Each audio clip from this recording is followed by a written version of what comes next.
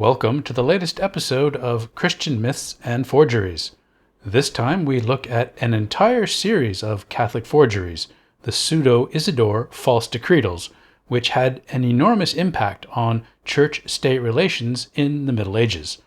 The forgeries were created specifically to shield the church from political interference by the Frankish king and son of Charlemagne, Louis the Pious, and designed to strengthen papal authority over the entire church. Recall from previous videos on the Gelasian doctrine of two powers from the late 400s that declared the church was above secular authority, and the canons issued by the Constitutum Sylvestri in the early 500s, which claimed bishops could only be tried by ecclesiastical courts and that popes were immune to any prosecution.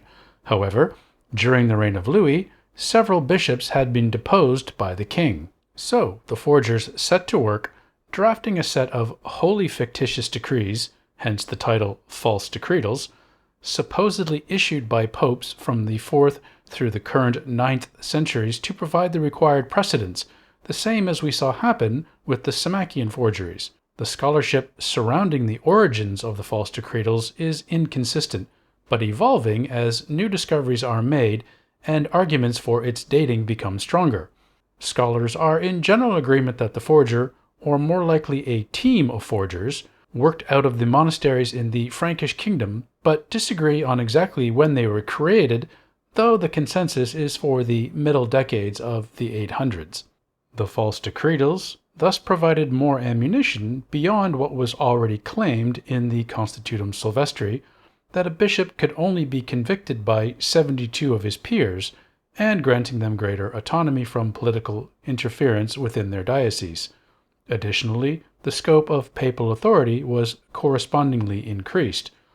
Eric Knibbs, a history professor, expert in medieval forgeries, and a specialist in Pseudo-Isidore, points to a series of bishops deposed by Louis and how the forgeries were designed to protect the clergy from secular interference by creating the false decretals.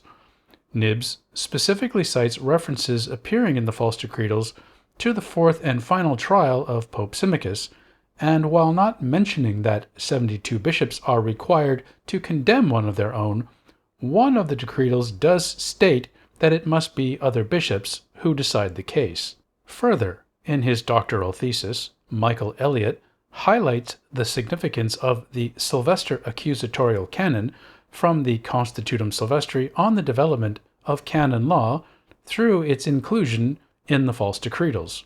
Finally, German history professor Johann Fried details the creation and emergence of the Pseudo-Isidore false decretals in his book Donation of Constantine and the Constitutum Constantini.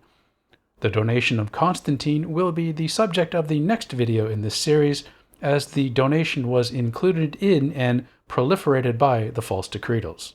Thanks for watching. Please check out the other videos on my channel if history is your thing, and see you next time.